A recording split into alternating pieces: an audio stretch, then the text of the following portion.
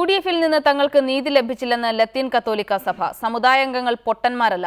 അവഗണനയ്ക്കെതിരെ നിയമസഭാ തെരഞ്ഞെടുപ്പിൽ പ്രതികരിക്കുമെന്ന് KRLC chairman arch bishop doctor Soosa Pakiam പറഞ്ഞു. കടുത്ത വിമർശനമാണ് UDF-നെതിരെ ലത്തീൻ കത്തോലിക്ക സമുദായം ഉയർത്തിയത്. തദ്ദേശ സ്വയംഭരണ സ്ഥാപനങ്ങളുടെ അധികാര സ്ഥാനങ്ങളിലേക്കുള്ള തെരഞ്ഞെടുപ്പിൽ സമുദായത്തിന് നീതി ലഭിച്ചില്ലെന്ന് KRLCC chairman arch bishop doctor Soosa Pakiam പറഞ്ഞു. സമുദായ അംഗങ്ങൾ പൊട്ടന്മാരല്ല. നിയമസഭാ തെരഞ്ഞെടുപ്പിൽ സമുദായത്തെ അംഗീകരിക്കുന്നവരെ സമുദായവും അംഗീകരിക്കും. സമുദായത്തിന്റെ പ്രതിനിധികൾക്ക് അർഹമായിട്ടുള്ള ആനുപാതികമായിട്ടുള്ള പ്രാതിനിധ്യം അവർ കൊടുക്കണം. ഈ സമുദായത്തിലുള്ളവരൊക്കെ പൊട്ടന്മാരൊന്നും അല്ലല്ലോ.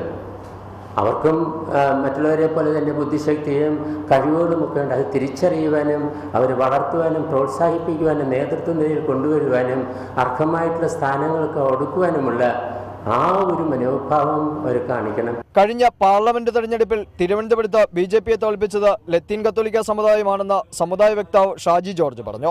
BJP-യോടുള്ള ആശങ്ക ഇപ്പോഴും നിലനിൽക്കുന്നു. കേരളത്തിലെ അല്ലെങ്കിൽ ഇന്ത്യയിലെ ന്യൂനപക്ഷ സമൂഹങ്ങൾക്ക് BJP ഇപ്പോഴും ആശങ്ക ഉണർത്തുന്ന ഒരു രാഷ്ട്രീയ പാർട്ടിയായിട്ടാണ് നിലനിൽക്കുന്നത് എന്നാണ് ഞങ്ങൾ വിലയിരുത്തുന്നത്. സംസ്ഥാനത്തെ 15ഓളം നിയമസഭാ സീറ്റുകളിൽ സമുദായ സ്ഥാനാർത്ഥികളെ മത്സരിപ്പിക്കണമെന്ന് മുന്നണികളോട് ആവശ്യപ്പെടാനുള്ള തീരുമാനത്തിലാണ് KRLCC. റിപ്പോർട്ടർ, കൊച്ചി.